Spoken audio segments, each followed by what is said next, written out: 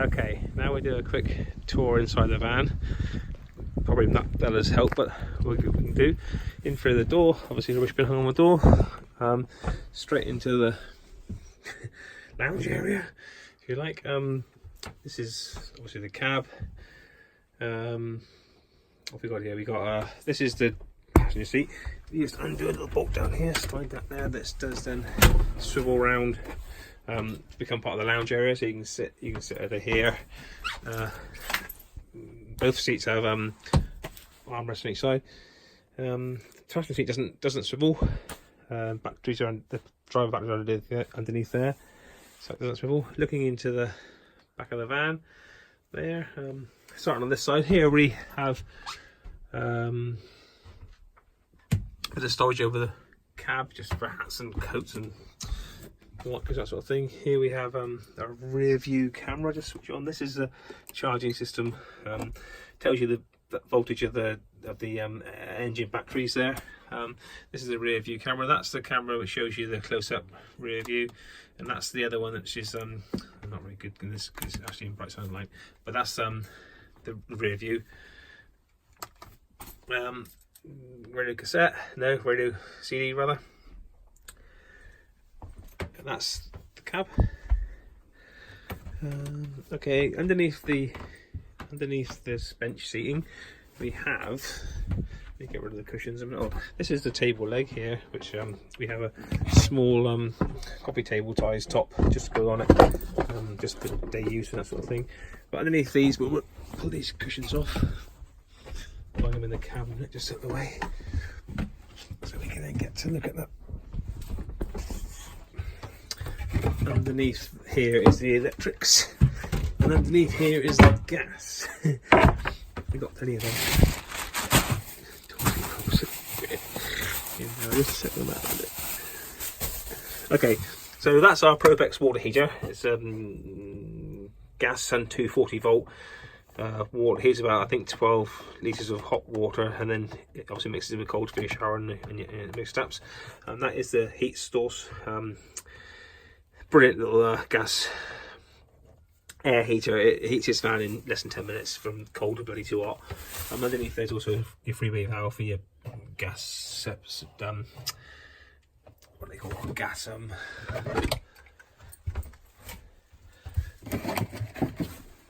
isolations, what I'm trying to say. Okay, in this cupboard here, the one next to it is the electrics cupboard. I'll just lift this tray out of the way so you can get to see the batteries.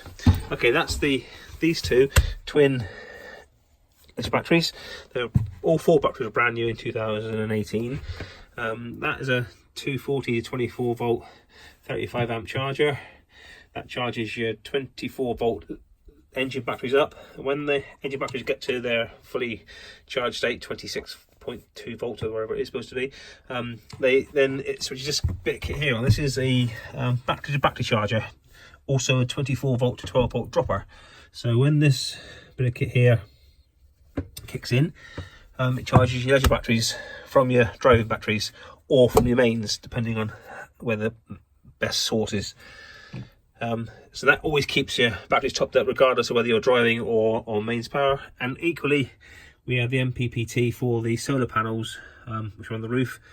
I showed you in another video, and like I say, I've never had flat batteries, either leisure or engine batteries, since we've had it. It's been magnificently worked really well. Okay, moving on. Just one of these. We never have enough toilet rolls apparently. Anyway,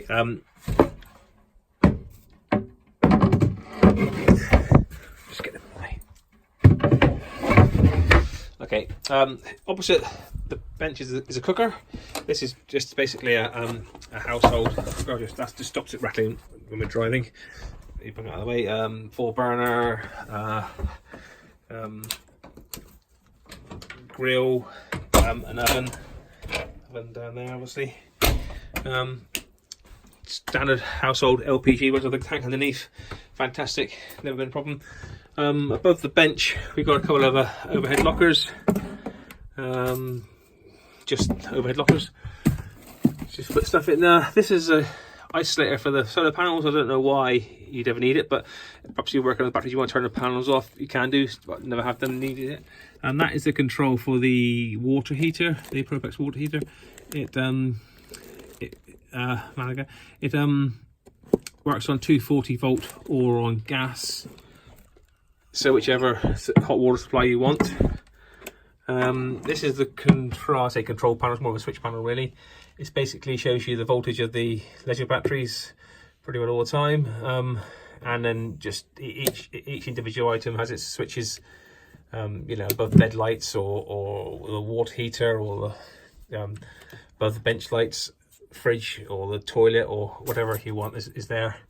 That just control these are all individual pop out self resetting or resetting fuses, so they work easy. Underneath you've got an LPG carbon monoxide alarm, and the control for the hot air blower, Propex hot air blower, which again is a magnificent.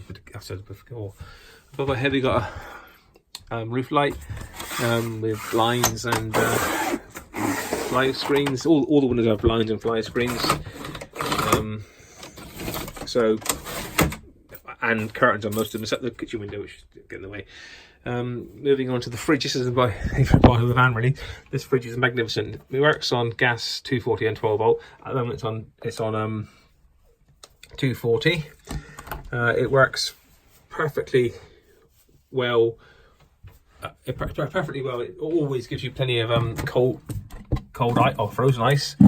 Makes ice.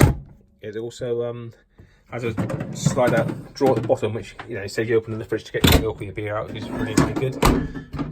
And that's always been a great bit of kit. It's worked really well for the van, and it automatically chooses which power supply is most sensible for it. Moving on to the bathroom. The bathroom is here.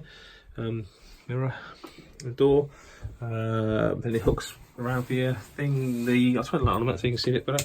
That's the toilet. The toilet is a Telford electric flush cassette toilet, which is pretty standard for most camper vans, I think. Bench type, good, works fine. Little cupboard there which keeps more toilet rolls in.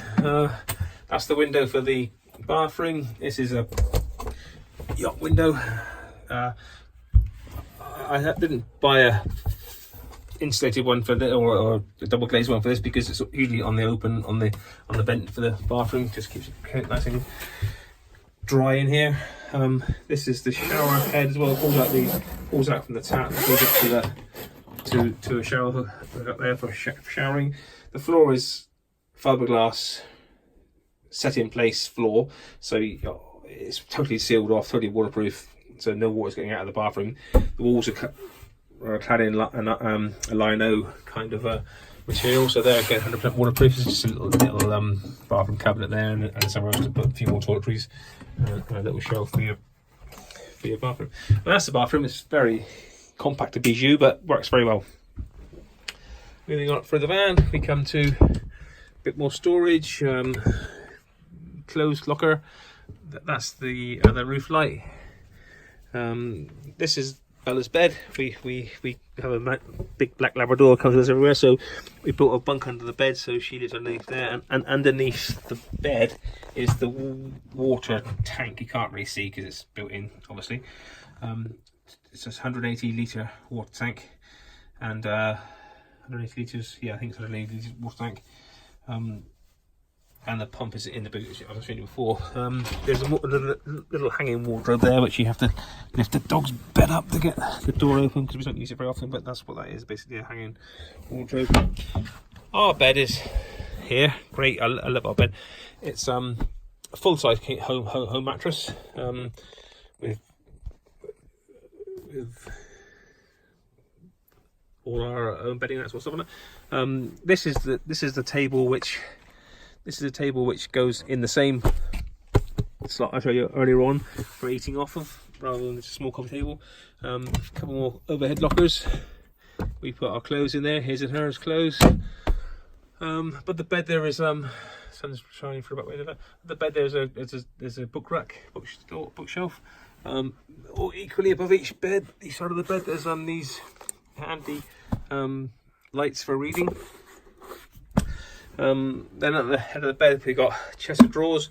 This is a 5 chest of drawer system here with our clothes in basically. Moving down through the other side of the van, you've got a row of 4 overhead lockers. Again, these are just overhead lockers really, wherever you want to carry them. We've got junk in, looks like it. There's a 240 double socket there with UPVPS chargers, what they're called. That's the sink, full household sink, nice size, so it's not small. There's plenty of work surface, which is really nice to keep the van. When you're cooking in the van, it's really nice to have plenty of space for it. The kitchen window is a sliding window, which works really well. Keeps it vented cooking quite well. Underneath the counters, you got a big cupboard here with drawers and shelves. And this one here, we got cutlery drawer.